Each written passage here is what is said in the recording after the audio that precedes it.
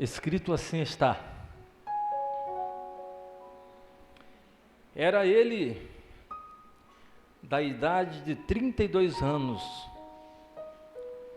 quando começou a reinar. Reinou por 8 anos em Jerusalém.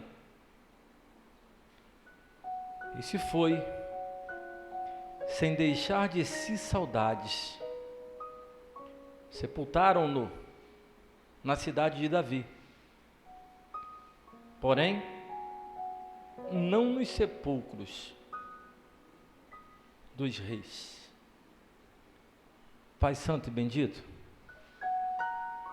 obrigado pelo privilégio de uma vez mais estarmos diante da Tua Palavra. E rogamos que por bondade e misericórdia, o Teu Espírito Santo, esse que habita em nós, aplique em nosso coração aquilo que lhe apraz. Repreende todo cansaço, toda fadiga, toda preocupação, tudo aquilo que pode nos roubar a palavra que será lançada, seja repreendido no poder que há no nome de Jesus Cristo, Teu Filho, nosso Senhor. É o que eu te oro e peço, certo da nossa vitória, não só hoje, mas para todo sempre. Amém. Como disse antes, esse é um texto que, em particular, chama a minha atenção.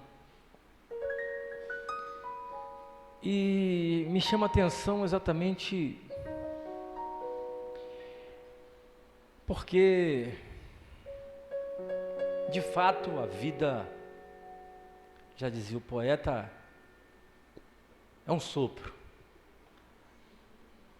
E nesse caso aqui, esse rapaz começa a reinar no lugar do seu pai. Ele tem 32 anos, jovem. E por 8 anos ele vai reinar. E aos 40 anos ele vai morrer. O que prende a minha atenção, que salta aos meus olhos, não é ele ter morrido jovem. 48 anos, 40 anos, né? É jovem. Mas a morte, ela não respeita idade e ela leva quem ela quer, a hora que ela quiser. Basta apenas ter ela a autorização e permissão do nosso Deus para fazê-lo, e ela irá fazer. Mas o que me chama a atenção é o fato de o texto bíblico trazer morreu e ele não deixou de si saudades. Aí eu perco algum tempo querendo entender o que leva um ser humano a nascer, crescer, viver e morrer sem deixar de si saudades. Vamos combinar uma coisa? O último dia 27 completou 42 anos que o meu pai faleceu. Melhor, 40 anos que meu pai faleceu. E ele morre aos 42 anos. E é uma data que eu não consigo esquecer, não é porque ela virou um marco, mas de fato é um dia que eu fico meio melancólico. E esses dias então eu fiquei muito triste ao lembrar do meu pai, porque ele não teve a oportunidade de conhecer os filhos, e eram 9. Então você pensa que eu era um dos mais velhos, eu era o segundo, eu tinha 12 anos, também não conheci. E hoje eu vou falar com minhas irmãs, que agora só tenho 2, que os outros acabaram também morrendo. E elas também não lembram do meu pai, porque uma era bebezinha ainda. E agora, esse ano, quando ela completava 42 anos, eu falava com ela que quando o nosso pai morreu, ela tinha 1 ano e meio. E a outra, que é mais velha que ela, 2 anos, fala para mim, eu não tenho lembrança nenhuma dele. E nós não temos foto. E eu não sei você, mas até hoje eu sinto falta do meu pai.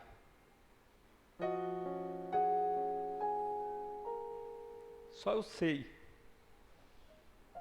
a falta que ele me fez, ou me faz. Caminhos que eu andei, que eu tenho certeza que se meu pai tivesse vivo, ele teria um conselho, ele me daria um norte, uma direção totalmente diferente da que eu tomei.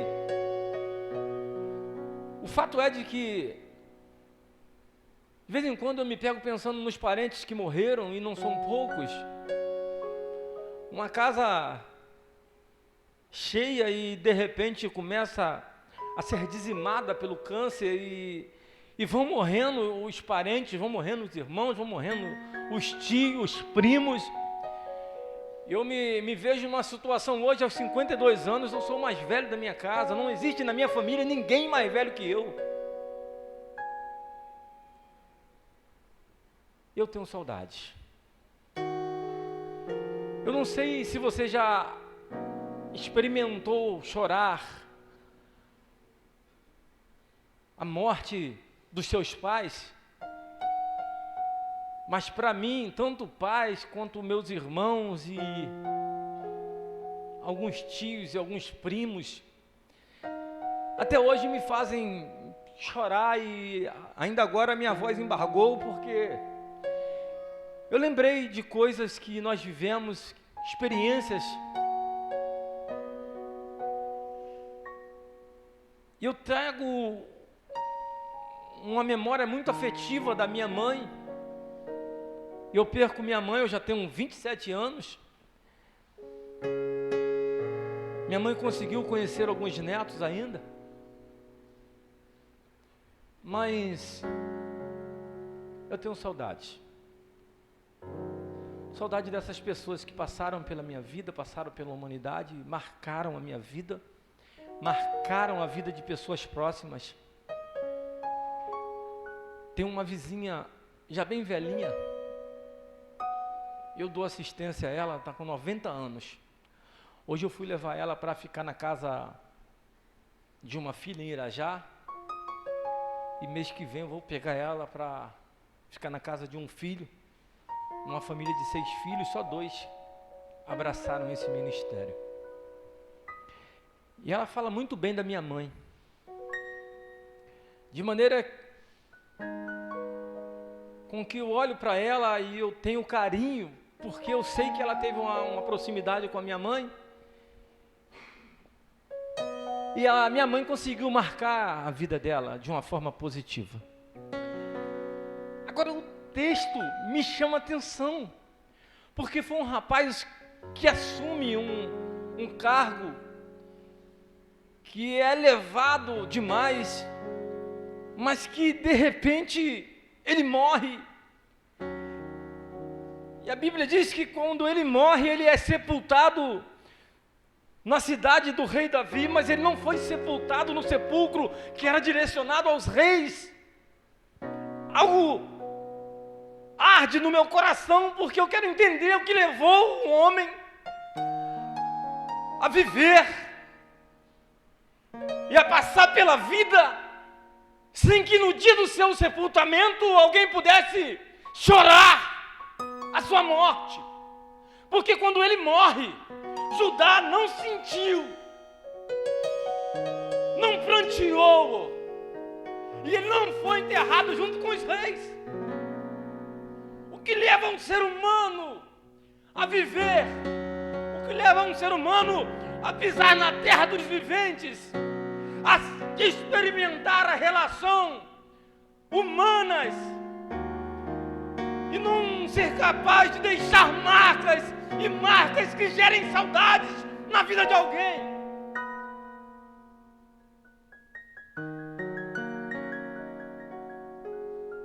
Eu acho que eu tenho um ministério de cuidar de velhos.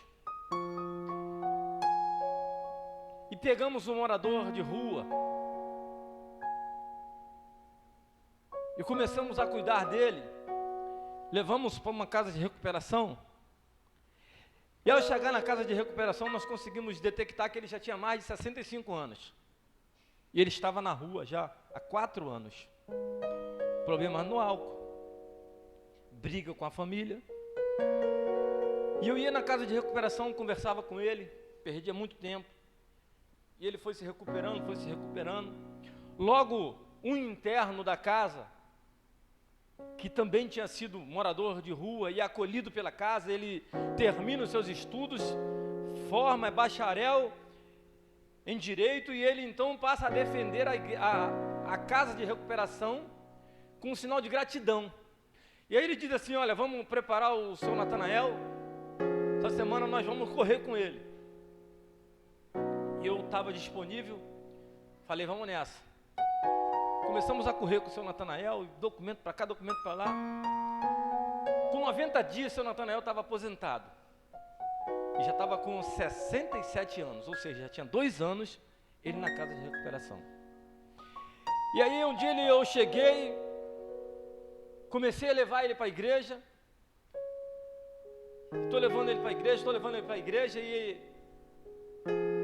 já quase uns 3 anos na casa de recuperação, ele falou comigo: presbítero, eu estou pronto para sair da casa. Eu tenho minha renda, me ajuda, eu quero morar num quartinho, num cantinho só para mim, não quero mais bagunça. E eu falei assim: tudo bem, eu vou arrumar um quarto para o senhor, vou fazer um apelo na igreja para a gente conseguir um fogão, um bujão, um guarda-roupa, uma cama. E aí, depois de tudo pronto, eu vou levar o senhor para morar nessa casa. Mas o senhor nunca me fala da família. Por que o senhor não quer falar da família? E eu sempre tentava puxar isso dele, e ele não queria falar. E aí um dia eu encurralei ele, porque eu já tinha alugado o quarto. Estava pintando o quarto para poder ele morar. E eu falei: seu Natanael, o senhor vai precisar contar, porque vai ficar difícil, eu vou tirar o senhor daqui, o senhor vai ser responsabilidade minha, eu estou levando o senhor para um lugar, e é perto da minha casa, eu vou estar lá todos os dias, mas eu tenho que saber o que aconteceu, para o senhor estar na rua, e o senhor não tem ninguém. Ele falou assim: ó, na realidade eu tenho um irmão, chamado Salatiel, olha o nome. Falei: beleza. Esse irmão mora onde? Ele falou: Queimados. Eu falei assim: então a gente vai atrás desse irmão. Ele falou: ele é mais velho que eu e talvez já não esteja mais vivo. Eu falei: não, a gente vai ter que ir atrás desse irmão para poder dar notícia do senhor. O senhor está desaparecido, ninguém sabe. Ele falou: eu também tenho um casal de filhos. Meu filho chama Urubatã. Aí eu falei: não fala o nome da filha, não. Aí ele falou: não, o nome da minha filha é Lilian. Eu falei: cara, que livramento. Falei: por que o senhor não quer que os filhos saibam do senhor? Ele falou: eu tinha muito problema com bebida. Eu trabalhava no Ceasa empurrando carrinho, aqueles carrinhos, burrinha sem rabo. Serviço muito pesado, então eu bebia muito, e depois eu me envolvi com drogas. Comecei a usar droga, comecei a beber, de maneira que eu chegava em casa bêbado, drogado e sem dinheiro. Só que eu não aceitava que a minha mulher falasse nada, que ninguém falasse.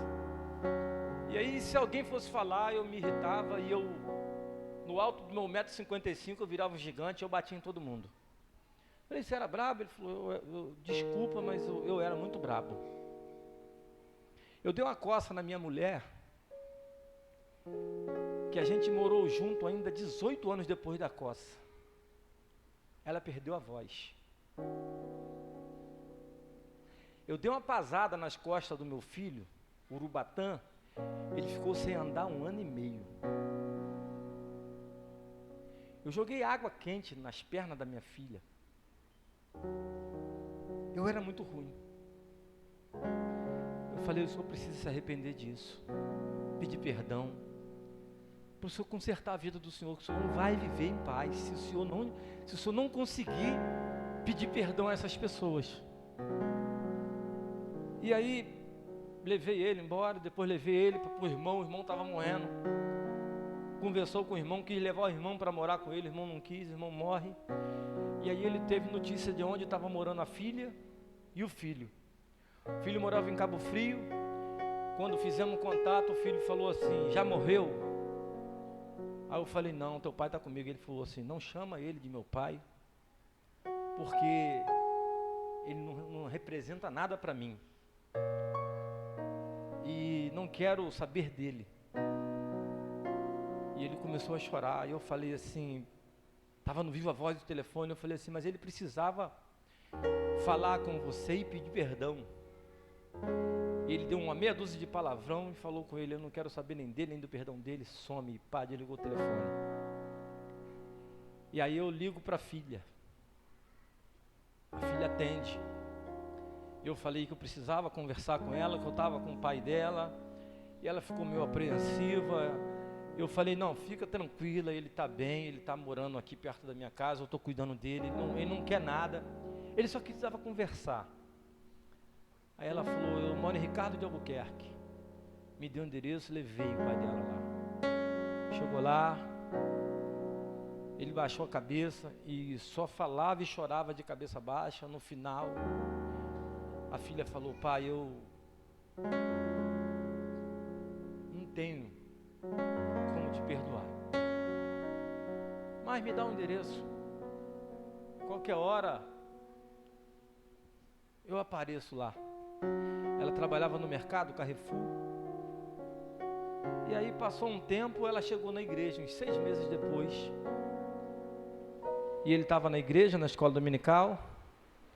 Aí ela quis conhecer a casinha lá onde ele estava morando, levei ele lá, ficou lá o dia todo. E aí ela foi embora, passou um tempo, aí ela tinha se convertido. E ela queria casar, ela foi apresentar a neta, que quando a gente levou, a neta estava na escola, a neta tinha 9 anos. E aí ela: pai, eu quero casar para eu acertar minha vida. Eu vou ser recebida na igreja, então eu queria que o senhor tivesse no meu casamento. Aí ele disse: você convidou seu irmão? Ela falou: convidei. Ele falou: então eu não vou. E ele não foi no casamento. E ela se muda, a gente perde o contato. E ele morreu. Foi acometido com câncer no estômago, eu correndo com ele para um lado e para o outro. A gente não sabia, estava tratando, achando que ele tinha tido um problema de gastrite. E aí eu sei que quando piorou, era rede pública. Eu falei: Natanael, vamos correr atrás aí, vamos fazer esse exame particular, porque rede pública não vai dar. E quando fizemos a biópsia, na realidade o médico que fez a biópsia já falou para mim: ó, deu ruim. É teu pai? Eu falei: não. Ele ficou tão ruim que eu tive que internar ele na casa de recuperação. Eu levei ele para o projeto Rever, pastor Ronilson. Ele ficou sendo cuidado lá. Mas todo dia eu tinha que ir para poder socorrer ele, para médico. Estava muito ruim. E na reta final eu levei ele para o Hospital Geral Saracuruna. Ele veio a óbito. E aí precisaram enterrar. Não consegui contato com mais nenhum dos filhos. O único irmão tinha morrido. Eu não sabia onde estava ninguém. Fui para a Defensoria Pública e assumi a responsabilidade de sepultar ele, meu amigo. Já estava cuidando dele já há 10 anos. E aí eu entrei numa peleja. Ele ficou na geladeira do hospital 26 dias.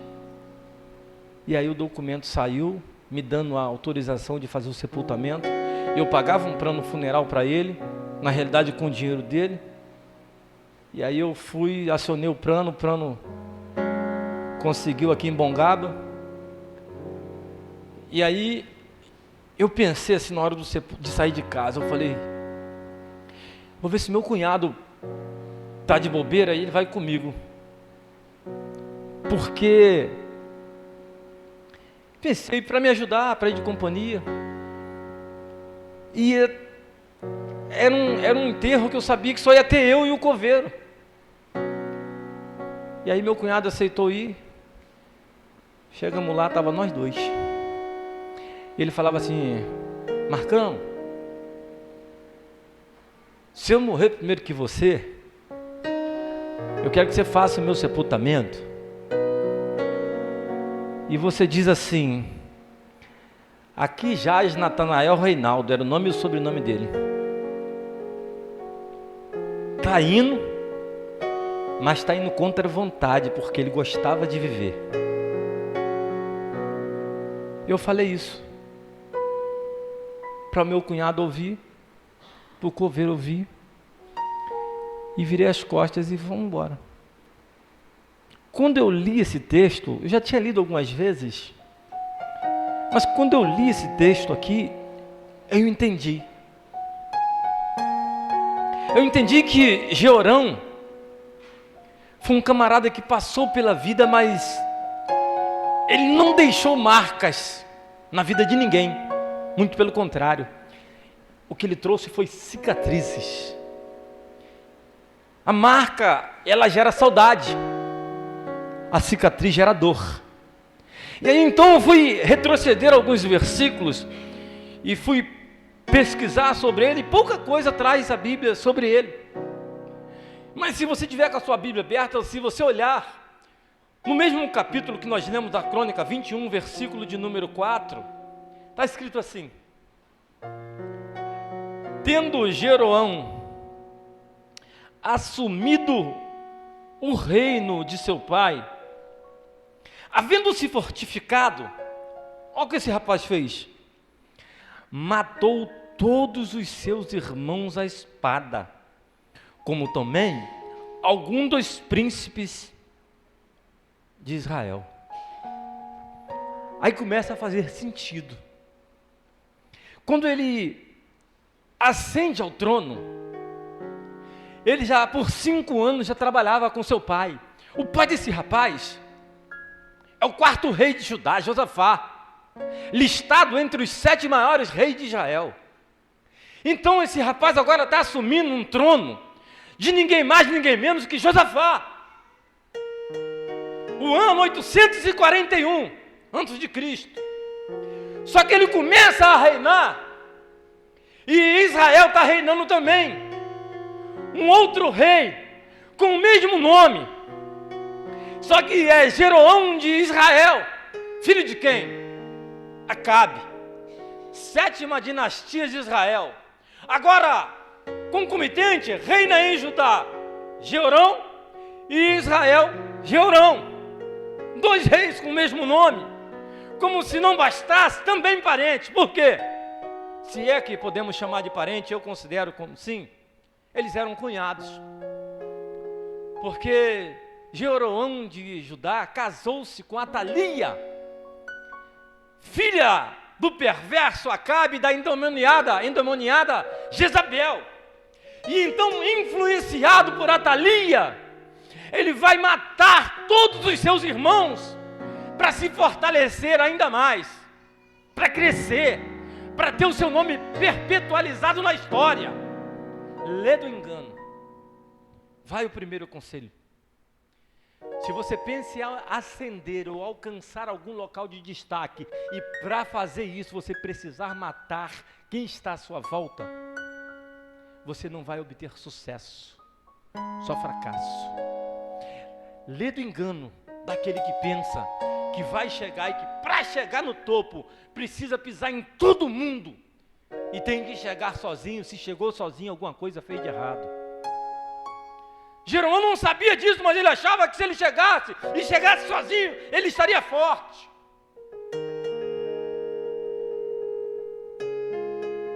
Me lembrei de um jogador de basquete chamado de O Mágico Johnson, o Magic Johnson, que ele diz que aos 19 anos ele planejou, arquitetou, pensou em ser o maior jogador de basquete dos Estados Unidos.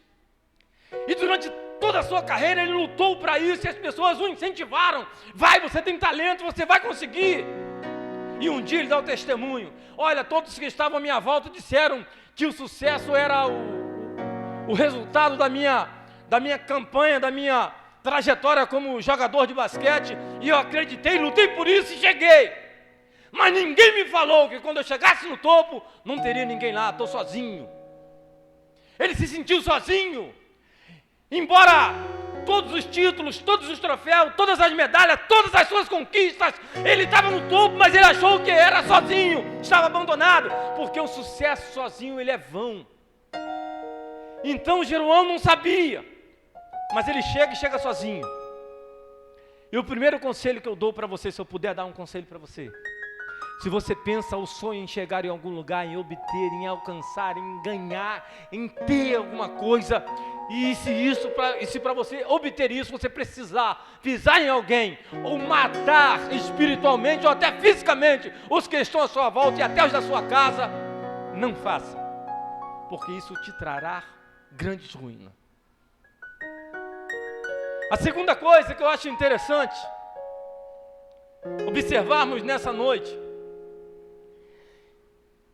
é de que às vezes a gente não tem noção do tamanho da responsabilidade que está sobre os nossos ombros.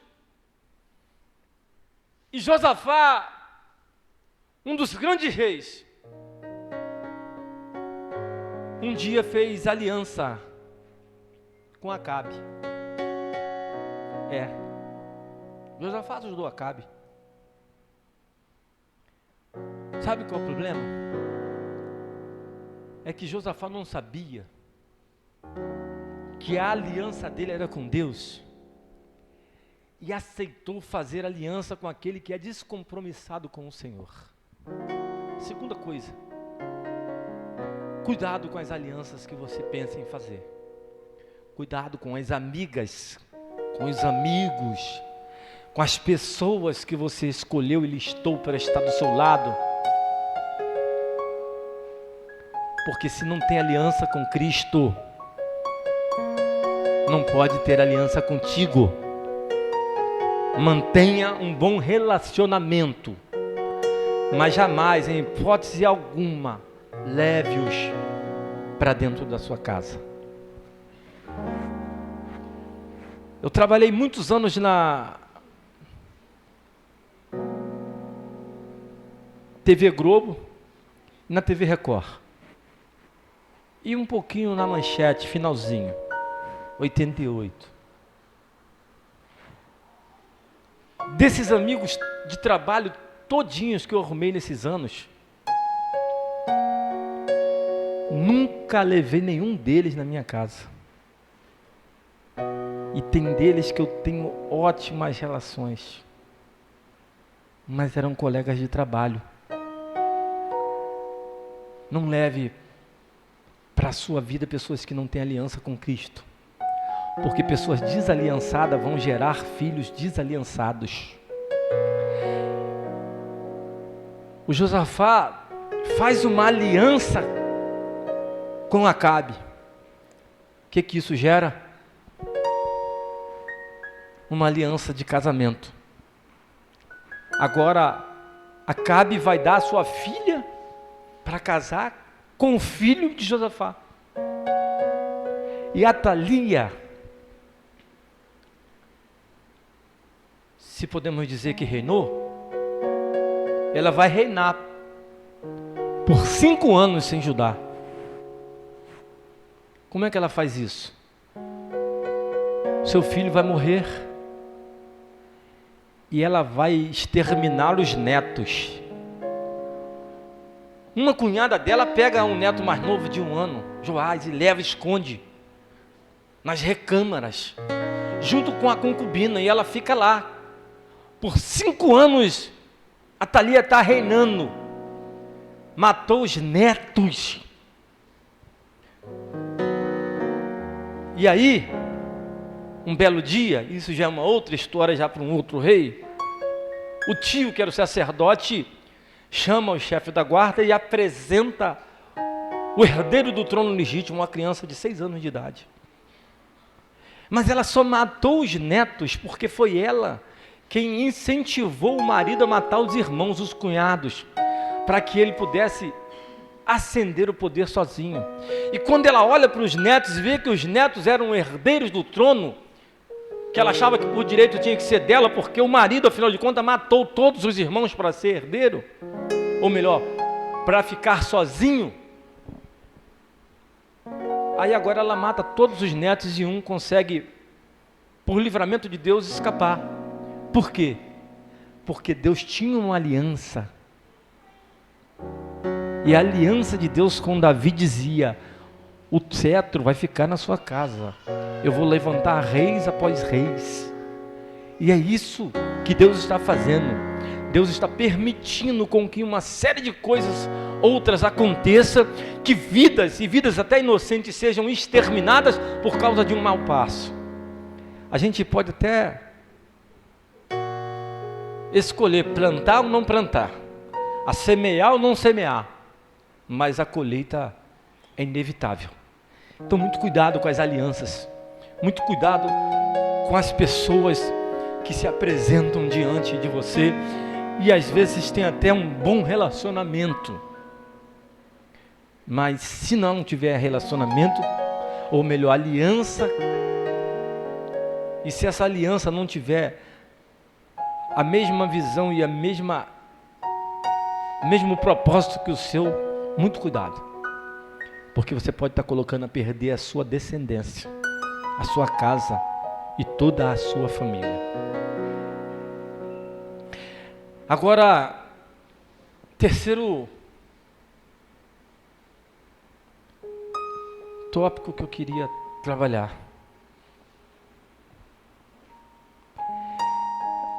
O Jeorão, ele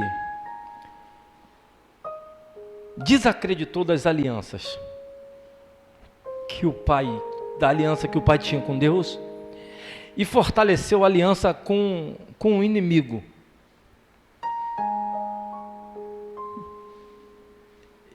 A terceira coisa que eu acho interessante é de que ele chegou ao poder,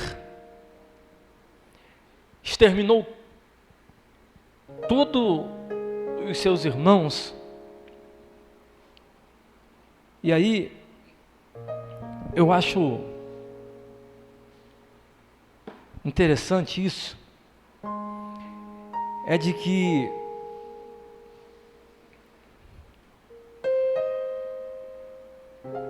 ele fez questão de apagar as memórias. É triste, né?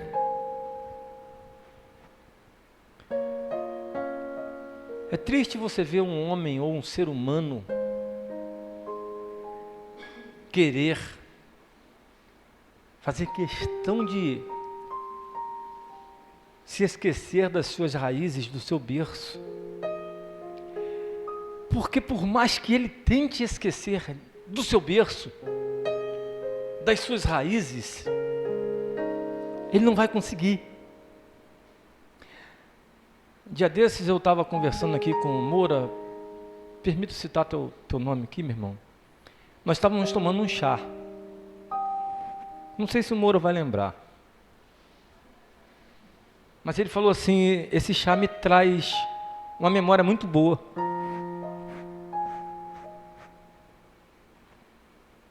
E eu falei, para mim também. Eu lembro da minha mãe. Um chazinho de cidreira.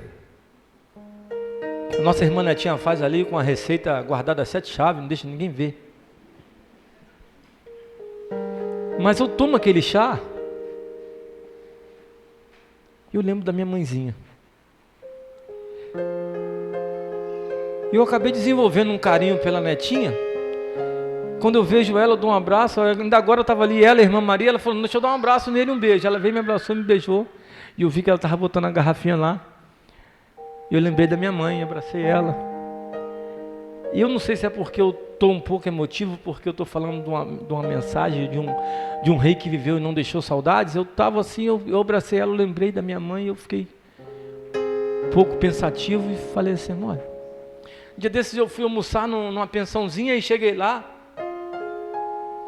perto da minha casa. Aí o rapaz destampou self-service, assim, tchum, tchum. Aí eu olhei, frango com quiabo. Falei, meu Deus, minha mãe. Aí meu sobrinho estava comigo, ele trabalha comigo, aí eu falei assim, se tivesse o angu molinho, o rapaz não levantou a tampa com aquele angu molinho. A lágrima correu. E ele falou, você lembrou de alguém? Aí eu falei, da minha mãe. Ele falou, só lembro da minha avó. Por mais que você tente apagar, negar as suas raízes, está entranhado dentro de você, você não vai conseguir. Ler do engano, você pensar que você chegou em algum lugar e porque você está lá, você não pode apresentar ou não pode chegar com aqueles que são seus, por N motivos, talvez, eu não sei. Mas se você pensa que vai fazer isso e vai conseguir, você não vai conseguir. Então, terceiro conselho: cuide das suas memórias afetivas, porque elas não vão ser apagadas. Agora no último dia 7, nós estávamos num passeio, e 2 meninas lá da igreja de Saracuruna estavam lá, e elas me viram, fizeram uma festa, abraçaram, choraram. Aí uma com 85, a outra com 86. Aí ela falou, pastor, que saudade. Eu falei assim, meu carro cheirava a mofo quando eu carregava vocês. Aí ela falou, sou uma velhinha cheirosa, pastor. Eu falei, eu sei, eu estou brincando. Mas nós estávamos conversando e eu fiquei muito tempo conversando com elas. E foram surgindo tanta coisa do passado, e no final eu falei, minha irmã, ou minhas irmãs, eu acredito que Deus sabe de todas as coisas, e o que está acontecendo agora, eu acredito que deve ter no mínimo a permissão dEle. Mas eu estou bem, eu estou em paz, minha família está bem, minha família está em paz. Nós estávamos conversando de alguns problemas, e depois eu falei assim, ninguém vai apagar o que a gente viveu. As nossas histórias, as nossas lutas, os nossos clamores, as batalhas que nós travamos aí nos corredores das orações da igreja. Então, o que a gente viveu, a gente viveu. E aí a minha conclusão: busque cada minuto, cada dia, ser o mais útil que você puder para as pessoas. Porque quando você se for, o que vai estar na lápide é o que você fez. E o que você fez é o que será perpetualizado na história. Busque todo dia. É difícil? Muito. Complicado? É. Mas se o nosso Cristo conseguiu, a gente também consegue. Oferecer a outra face é um privilégio daqueles que Ele escolheu. Se Ele te escolheu para fazer isso, é porque Ele sabia que você pode. Que a minha e a sua vida seja uma passagem na terra dos viventes, que possa deixar saudades, para que não aconteça o que aconteceu com ele. Morreu sem deixar saudades de si.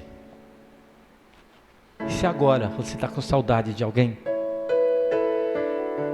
foi porque essa pessoa te marcou. Tente ser o mínimo, no mínimo parecido com ela, para que você também seja capaz de marcar vidas, por onde quer que você esteja passando. Que Deus nos abençoe e que a nossa trajetória aqui seja uma trajetória que deixe saudades na vida daqueles que estão à nossa volta. Quero passar a palavra para o pastor.